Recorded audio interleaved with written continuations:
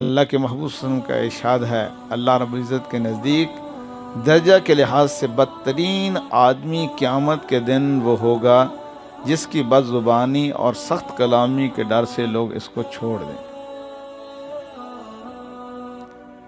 اب اس کا مطلب یہ نہیں ہے کہ اب کوئی نماز کے لیے سختی کر رہا ہے تو یہ جی بد کلام ہو گیا یا سخت ہو گیا۔ ابھی اسی مہینے کا شمارہ پڑھ کے دیکھیں، حضرت مفتی تقی عثمانی صاحب دامت برکاتہم العالیہ نے جو پہلی تقریر دارالعلوم کے اندر انہوں نے 15 شوال کو فرمائی ہے، میں وہ الفاظ بیان نہیں کر سکتا جو حضرت نے سختی کے الفاظ فرمائے ہیں۔